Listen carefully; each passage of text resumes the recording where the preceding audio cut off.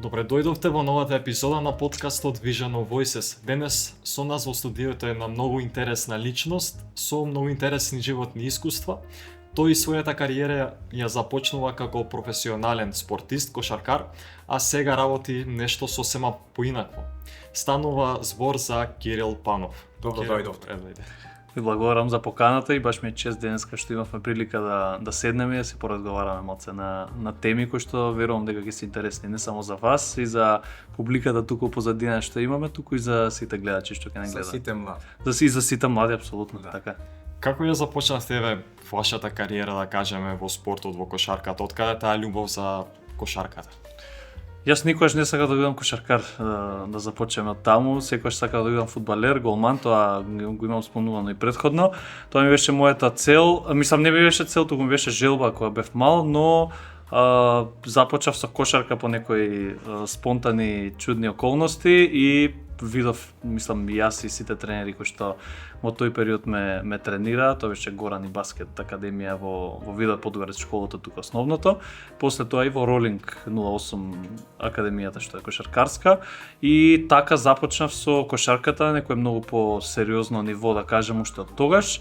Тоа беше некоја 8 годишна возраст, ако не се лажам, 8-9 годишна, значи второ, трето деление, кога почнав да тренирам и тренирав се повеќе, бев се подобар и тоа, да кажам, полека ме однесе кон некои по-професионални или по-сериозни води на кошарката, можам да кажам. Кај се осеќавте подобро? Кај се исполни желбата, во фудбалот подобро или во кошарка? Фудбал никогаш не сум тренирал, освен во мало што имам играно, никогаш немам тренирано друг спорт освен кошарка, но фудбалот секогаш ме правеше посреќен некако, осеќав дека се осеќам послободно, некако по широк е теренот, повеќе луѓе има, секогаш ми бил позабавен, додека пак кошарката ми била некој вид на поубав спорт во суштина, повеќе ментално захтевен, помал терен, потесен простор во кој што се наоѓаат играчите, ми било секогаш некако и интересно и убав спорт, а фудбалот секогаш ме прави посреќен, тоа дефинитивно. Разбираме дека желбата повеќе се би влечеше за љубовта кон спортот со фудбал.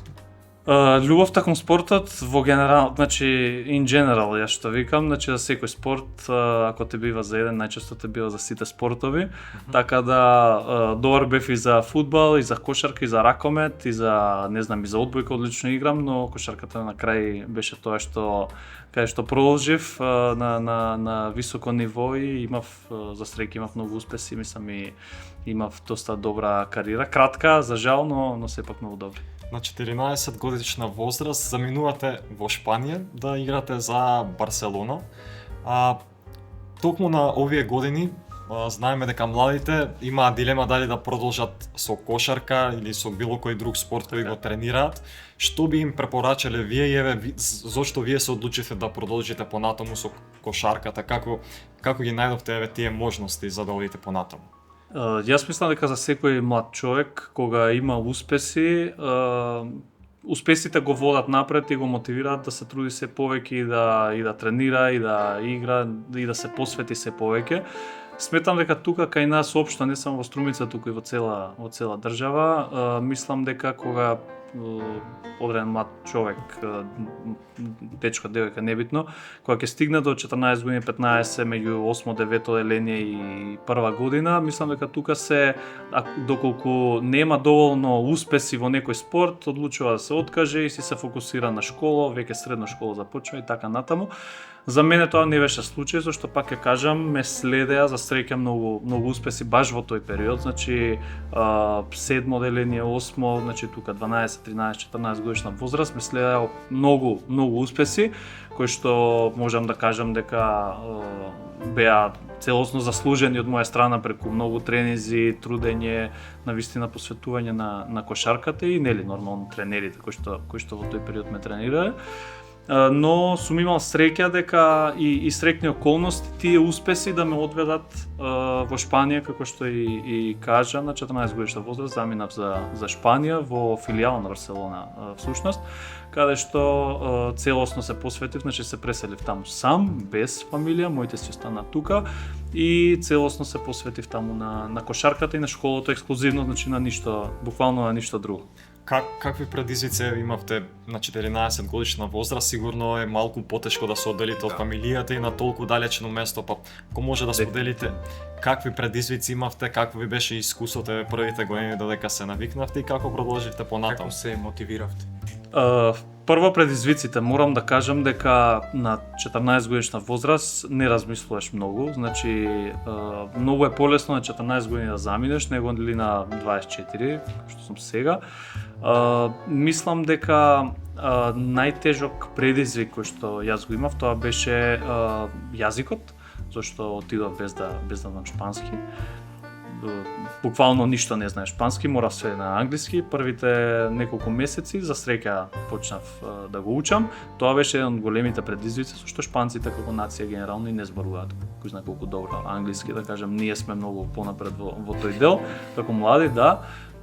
Исто тако делувањето од фамилијата. Тоа беше предизвик, зашто сепак си дете 8 деление, прва година средно, нели треба да бидеш 14 годишно дете кој што го пуштаат сам, треба да живее сам, да јаде, да учи, значи да има и образовни успеси, не само кошаркарски, кој што исто така беше огромен дел од моето живење во Шпанија. И можам да кажам дека јас лично јазикот и фамилијата ми беа најголеми предизвици. Сега, доколку некој млад човек сака да отиде на истата возраст колку јас кога отидов, мислам дека ќе се соочи со горе-доле истите предизвици. Така да да. Извинете. Ова што сте го живееле многу добро од едната страна, по тоа што сте научиле животот поранешните години и сте продолжиле как повозрасен на пример на 14 как 20 годишно дете. Така, се слагам дефинитивно. Многу пати кога ме прашуваат колку години сум, ја кога ќе кажам дека сум 24, ми викаат изгледаш како да си 30 и нешто, не само физички, туку менталниот развој. Да, тоа е дефинитивно на некој начин јас го примам како комплимент, зашто тоа живење надвор од дома, без фамилија, без родители, далеко од другари, пријатели и така натаму, сите кои што до тој момент те обкружували биле твојот живот, социјален живот на некој начин, сега си без нив и мораш сам да созрееш, да се фокусираш на кошарка и школа, значи само тие две теми и мораш да се навикнеш да правиш се сам. Така да дефинитивно се слагам со тебе дека тоа живење надвор ме направи многу по-самостален, многу по самоуверен на некој начин и борбен да се бориш за се што треба да направиш сам, всушност. Сте имале многу предизвици, но сигурно имало и предности за тоа кога сте живееле во Шпанија, па кои се предностите и во светот на спортот, да кажеме, но и во образованието? Што е разликата, например? Предизвици и предности ги има многу. Да, предизвици веќе ги спомнав, морам да ги спомнам и кошаркарскиот дел кој што беше голем предизвик, значи да се пробиеш во екипа, да добиеш минутажа, знаеме дека тоа е многу пати голем проблем како странец во друга држава, добиеш минутажа, добиеш доверба од тренерите и така натаму, значи тоа исто така морам да го спомнам како еден голем предизвик. Како предност дефинитивно самото живење во Шпанија, во најубавата држава на светот, според мене, нели, секој кој што бил може да се согласи со мене или делумно се согласи. Предноста исто така беше и образованието, значи нивото на образованието кој што јас го добив таму како средно образование кој што го учев, нивото беше навистина огромно, значи колку како професори, како институции каде што шпанците се образуваат, тоа јас го добив и тоа беше огромна предност за мене, која што ми даде можност понатаму да се развивам, да отидам во Америка на факултет и така натаму, теми кои што ќе ги збориме сигурен сум следниот минути. Да. Како што спомнавте, после средното училиште завршено во Шпанија, наидувате на нови предизвици и ви имате понуда за да се преселите во Америка, да одите на коледж во државата Мисисипи.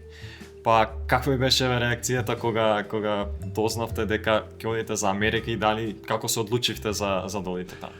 Одењето во Америка не беше случајност, но одењето во Америка всушност беше и вториот избор. Мојата прва цел кога јас го започнав барањето на колеџи или можности надвор од Шпанија беше Канада всушност. Таму требаше да отидам, веќе имав понуда од неколку универзитети, на многу високо рангирани универзитети на светско ниво, кои што сакаа да студирам и да играм за нив, но тоа беше, ако не се лажам, пред короната или корона време, каде што ситуацијата беше малце по-комплицирана и визниот режим према Америка беше многу полесен, односно да добиам виза за Америка беше многу полесно отколку за Канада и паралелно ми се појавија 4 или 5, ако не се лажам, опции, понуди од факултети од Америка и на крај се одлучив за Америка. Одењето таму беше многу попредизвикувачко од Шпанија, морам да кажам, значи беше навистина позахтевно, самиот систем кој што таму владее, самото ниво на образовното ниво, кошаркарското ниво, морам да кажам дека е далеку повисоко од Шпанија. За живот, ајде морам да кажам дека Шпанија е поубаво, зашто нели? Знаеме, има море, плажи и така натаму, друг некој медитерански дух, но сепак за професионалните случувања кои што ги имав таму, за кариера и така е. Дефинитивно Америка е многу подобро место и имав многу предизвици таму. За предности. И предности и предизвици, секако. Дали целта на почетокот од кога го почнавте вашето патување во кошарката беше да бидете дел од НБА лигата или сте размислувале можеби да бидете во Евролигата, каде би било попримамливо? НБА секогаш ми било попримамливо, мислам дека и на секое мало дете што игра кошарка, кој што се бави со кошарка, мислам дека тоа моја целта, стигна да биде драфтуван, нели кој што е познато. И мене тоа ми беше целта, таа цел ме водеше уште од додека бев тука, имав цел да отидам во странство, после целта ми беше да стигнам до НБА. За жал не успеав, но беше многу добар обид и се доближив многу блиско до таа цел. Се надевам дека некој струмиченец во наредните години, некој мало дете, се надевам дека ќе стигне до таму, а сите ние треба да го поддржуваме како што мене ме поддржува голем број од сограѓања. Колку време бевте во Америка? 3 години и нешто ситно и некој месец, да. Дали се занимававте само професионално со кошарка и со образованието или во меѓувреме стекнувавте и некои нови искуства, па може и работите некои други работи? Не работев поради обврските со кошарката кои што се премногу буквално цел ден ти одзимаат и факултетот кој што исто така консумира премногу време за учење, студирање и така натаму, предавања. Немав можност да работам, тоа не ми беше воопшто ни целта, но да се стекнав со многу искуства кои што беа блиску до работа. Тоа беше преку проекти преку универзитетот кои што ги работевме доста со владини институции, најчесто од државата Мисисипи, економски институции, некои институти и така натаму. Значи имавме многу соработки со субјекти кои што беа многу блиску до работа. Не беше директно работа, но ние соработувавме со нив на некое професионално ниво и морам да кажам дека тој дел од работите кои што се случува во Америка, да го бев таму, ми отворија после многу врати во иднина за кога се вратив тука. И ми отворија многу врати, ми отворија многу контакти и тоа беше всушност една од причините поради кои јас се вратив и како после тоа ги искористив тие контакти. Што те мотивираше да се вратиш во Македонија? И како се осеќа кога се врати во својата држава? Кога се вратив во Македонија беше едно од подобрите чувства, зашто 9 години надвор, живеејќи во странство, јас како што викам, живеејќи во куфер, 9 години, не беше лесно и враќањето беше навистина убаво чувство да бидеш повторно тука, да меѓу своите, со фамилијата, со луѓе, пријатели, другари и така натаму, навистина беше убаво, но исто така и беше тешко од друга страна, зашто на некој начин бев изгубен. Првите месеци, значи, не знаев што се случува тука, целиот амбиент ми беше некако чуден, не бев навикнат на живењето тука, не бев навикнат моите да си ги гледам секој ден, значи бевме на телефон обесени, така да Не беше адаптиран. не бев адаптиран воопшто, да. И ми требаа неколку месеци да се навикнам на Македонија, на Струмица посебно и да продолжам тука нешто да правам. Значи навистина ми требаше време да се аклиматизирам. А каде ви кажале дека е подобро? Еве гледаме некој тренд на иселување кој се повеќе и повеќе е застапен кај нас. Па еве вие како имате многу искуство, што ви препорачале на младите, каде е поубаво, дали во странство или сепак да се остане овде и да се започне некој свој бизнис или било што? За жал го има тој тренд на иселување, многу млади, како сите нас тука што сме просторијава, сакаат или некои планираат, некои се иселуваат, сакаат да заминат во странство. Јас мислам дека тоа лично не е лош чекор, но ќе сватат дека и надвор не е толку блескаво како што сите го замислуваме, не е ни таму розов свет.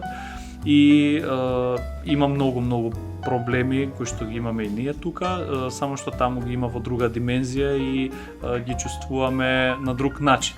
Значи ние во странство како македонци, ние во странство секогаш ќе бидеме на некој начин популарно кажано граѓани од втор ред.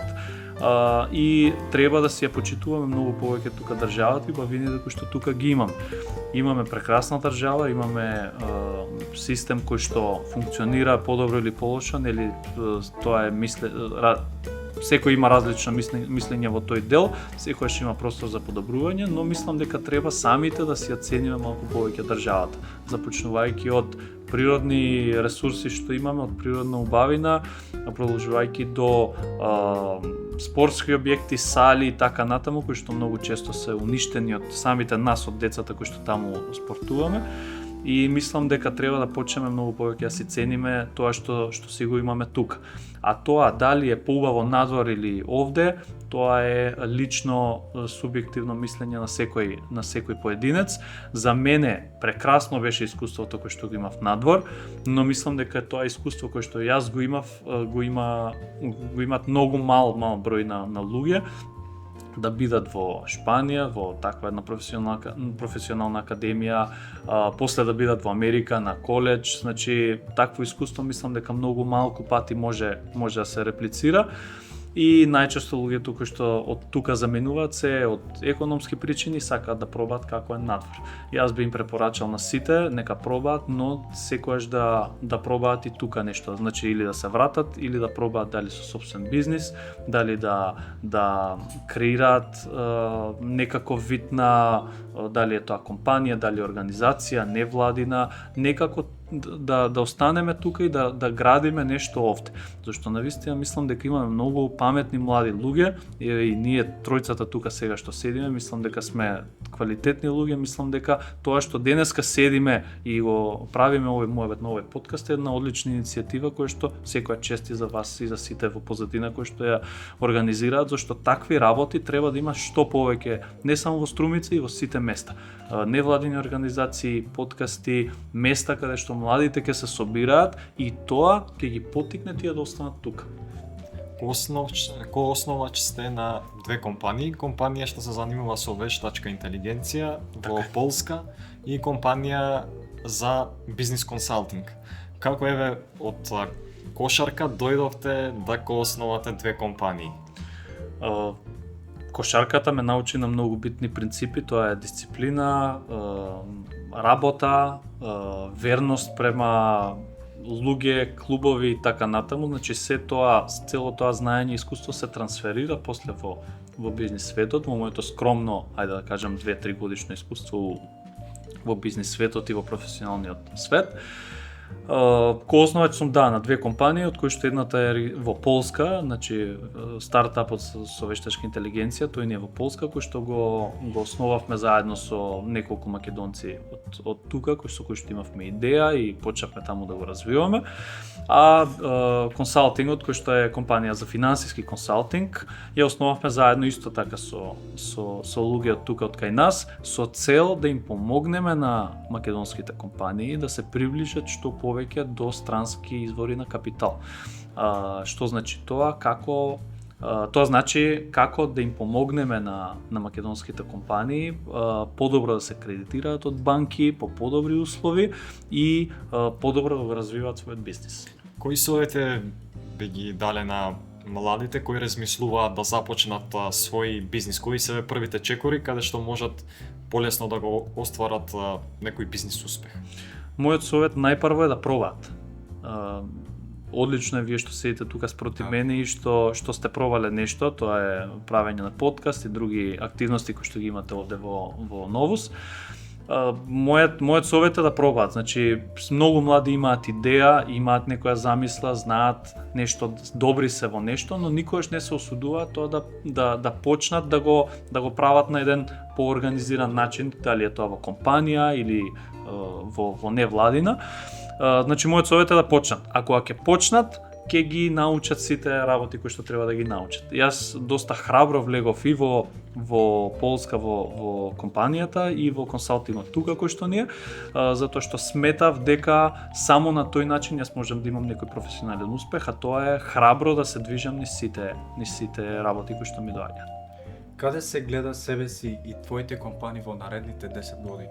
Во наредните 10 години сакаме компанијата во Полска да ја направиме лидер во health tech. Тоа е индустријата во која што се развиваат медицински производи. Значи тоа ни е целта со нашиот производ кој што е на некој вид доктор на иднината со вештачка интелигенција. Сакаме тој продукт да го направиме лидер во Европа и во цел свет и нормално да ја развиеме компанијата на едно сериозно ниво, на ниво на корпорација. А додека со консалтингот, сакам да консалтингот да го претвориме во еден успешен бизнис овде на локално ниво во Македонија и да им помогнеме на што повеќе компании македонски да стигнат до странски извори на капитал. Значи за 10 години успешен бизнисмен со еден збор. Добро идеја. Кирил, ви благодарам за одвоеното време. Мислам дека споделивте многу добри искуства за... Благодарам и вас. Да. Ова беше се за денешниот подкаст. Се гледаме во наредната епизода. Заследете не и останете со нас.